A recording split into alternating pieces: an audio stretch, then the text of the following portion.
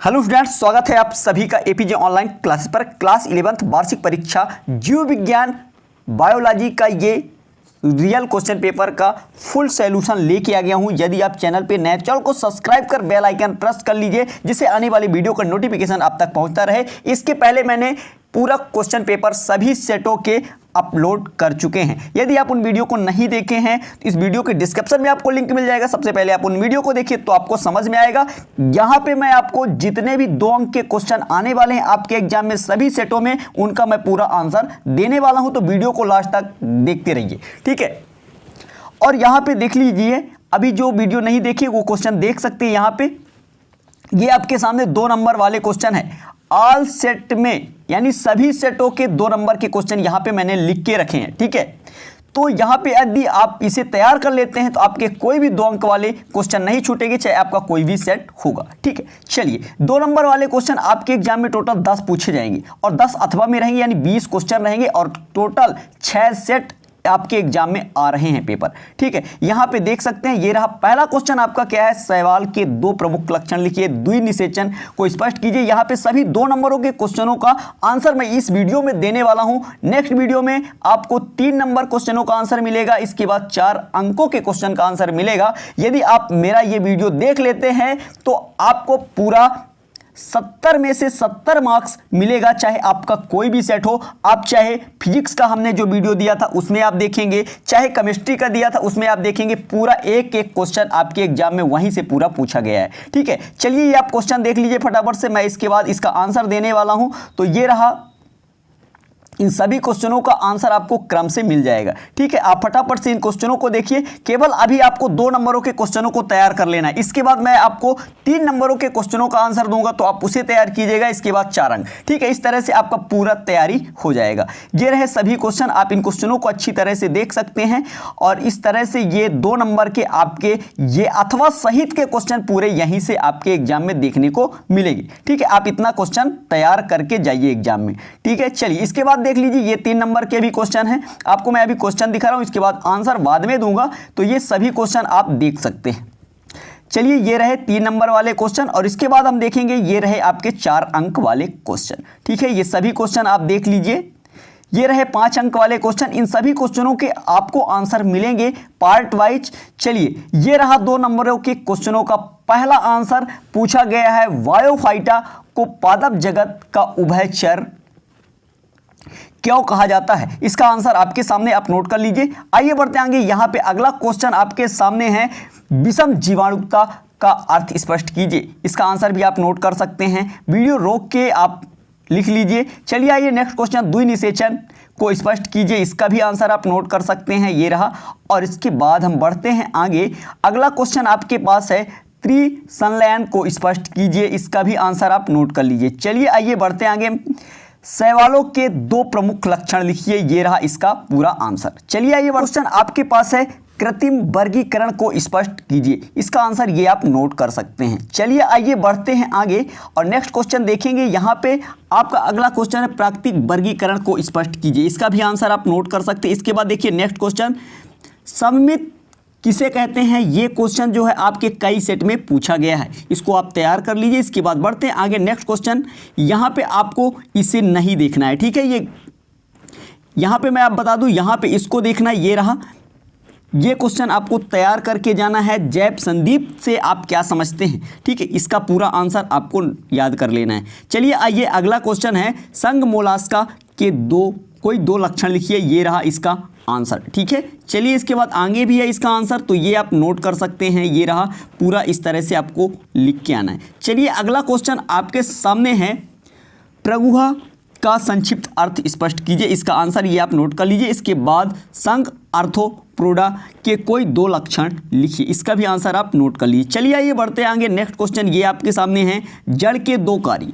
ये क्वेश्चन कई सेट में पूछा गया, इसको आप अच्छी तरह से तैयार कीजिए, ठीक है। चलिए, आइए बढ़ते हैं आगे। नेक्स्ट क्वेश्चन यहाँ पे है, श्वसन मूल को उदाहरण सहित लिखिए। ये रहा इसका आंसर और इस तरह से आपको डायग्राम बना लेना है। आइए बढ़ते हैं आगे और इसके बाद नेक्स्ट क्वेश्चन है, पुष्प के मुख्य भागों के नाम लिखिए।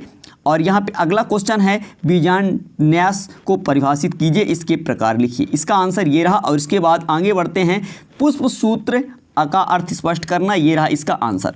चलिए इसका उदाहरण भी दिया हुआ है, आप देख सकते हैं। इसके बाद पुष्प क्रम को परिभाषित कीजिए, इसका ये आंसर है। इसके बाद देख सकते हैं ये रहा नेक्स्ट क्वेश्चन, इसका भी आंसर आप नोट कर लीजिए। इसके बाद जाइलम एवं फ्लोएम के एक एक कार्य लिखिए। ये क्वेश्चन वेरी वेरी इंपॉर्टेंट, ये तो कई सेट में पूछा गया, इसको अच्छी तरह से आपको तैयार करना है। ये रहा इसका आंसर। और इसके बाद देखेंगे नेक्स्ट क्वेश्चन, ये रहा हमारे पास।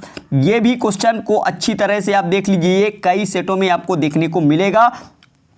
उपास्थि और व अस्थि में कोई दो अंतर लिखिए। ठीक है, चलिए इसका आंसर और आगे भी है, आप देख सकते हैं। ये रहा, और इस तरह से ये आपको तैयार कर लेना है।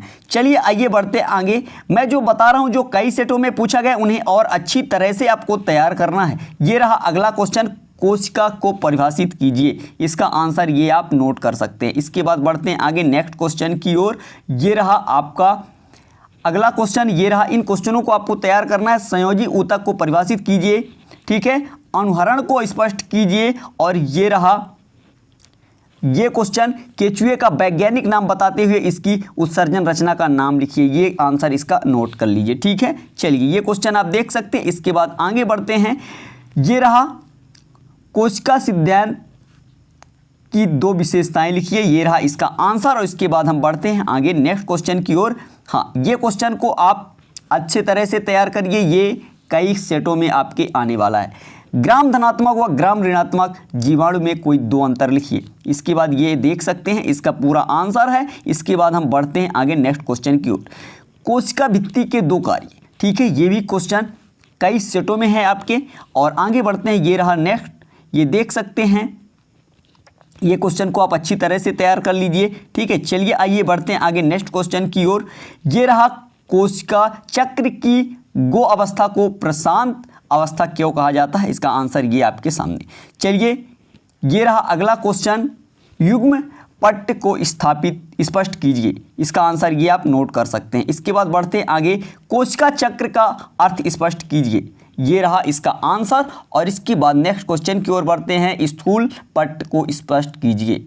इसका आंसर भी आप देख सकते हैं। और इसके बाद देखिए प्रकाश संश्लेषण को परिभाषित कीजिए। इसका आंसर ये आप नोट कर सकते हैं। चलिए आइए ये क्वेश्चन आप देख सकते हैं अगला। और इसके बाद बढ़ते आगे, ब्लैकमैन का सीमा कारक सिद्धांत लिखिए। ये रहा, ये क्वेश्चन भी आप अच्छी तरह से तैयार करके जाइए। चलिए आगे बढ़ते हैं, किण्वन की क्रिया को स्पष्ट कीजिए।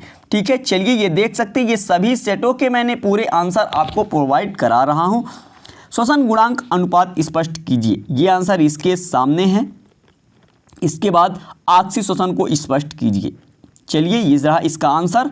और इसके बाद नेक्स्ट क्वेश्चन की ओर बढ़ते हैं, विभेदन को स्पष्ट कीजिए। इसके बाद वृद्धि को परिभाषित कीजिए। ये रहा आपका अगला क्वेश्चन। और यहाँ पे ये क्वेश्चन वेरी वेरी इंपॉर्टेंट, कई सेटों में पूछा गया, इसे अच्छी तरह से तैयार कर लीजिए। प्लास्टिसिटी क्या है। ठीक है, चलिए आइए बढ़ते हैं आगे। और ये रहा अगला क्वेश्चन, श्वसन को परिभाषित कीजिए। इसका आंसर ये रहा। और यहाँ पे आप देख सकते हैं ये पूरा आंसर, जैव क्षमता को परिभाषित कीजिए। इसका भी आंसर आप नोट कर सकते हैं। और अगला, जरीय आयतन को परिभाषित कर मान लिखिए। ये रहा इसका आंसर। और इसके बाद बढ़ते हैं आगे, रक्त दाब क्या है। ये क्वेश्चन कई सेट में आपके देखने को मिलेगा। ठीक है, लसिका के कार्य, लसिका के दो कार्य, ये भी आप अच्छी तरह से याद कर लीजिए। ठीक है, चलिए आइए बढ़ते हैं आगे, मनुष्य के दो उत्सर्जी अंगों के नाम, इनको एक बार जरूर आप पढ़ लीजिए। ठीक है, ये रहा अगला क्वेश्चन। और ये इसका आंसर नेक्स्ट क्वेश्चन का। और इसके बाद बढ़ते हैं आगे। और ये रहा, इन क्वेश्चनों को आप एक बार सभी को एक बार जरूर पढ़ें, जिससे आपका कोई भी क्वेश्चन ना छूट पाए। ये क्वेश्चन आपके कई सेटों में देखने को मिलेगा, संधि किसे कहते हैं। ठीक है, चलिए ये रहा इसका आंसर। और अगला क्वेश्चन क्या है, आरेखित पेशी का नामांकित चित्र आपको इस तरह से बना लेना है। ठीक है, चलिए आइए बढ़ते आगे, रेखित पेशी को कंकाली पेशी क्यों कहा जाता है। इसका भी आंसर आपको इसी तरह से तैयार कर लेना है। चलिए आइए नेक्स्ट क्वेश्चन की ओर, मस्तिष्काश वर्ण को स्पष्ट कीजिए। इसके बाद इसका आंसर ये रहा। और इसके बाद किन्हीं दो प्रतिवर्ती क्रिया के उदाहरण लिखिए। ये इसका आंसर रहा। और इसके बाद बढ़ते हैं आगे, मानव नेत्र में पाए जाने वाले प्रकाशीय वर्णकों के नाम लिखिए। ये इसका आंसर है। और इसके बाद देखते हैं अगला क्वेश्चन, हार्मोन्स किसे कहते हैं। ये क्वेश्चन आपको अच्छी तरह से तैयार करना। ये क्वेश्चन कई सेटों में पूछा गया है। चलिए आइए बढ़ते हैं आगे। जो कई सेटों में पूछा गया है मैं उन्हें और भी एक्सप्लेन कर देता हूं, ठीक है। यहाँ पे देख सकते हैं अंतःस्रावी ग्रंथि को परिभाषित कीजिए। ये भी क्वेश्चन आपके कई सेट में, इन्हें अच्छी तरह से तैयार कीजिए, ठीक है। चलिए, संयुक्त ग्रंथि को स्पष्ट कीजिए। ये रहा इसका आंसर। और इसके बाद बढ़ते हैं आगे।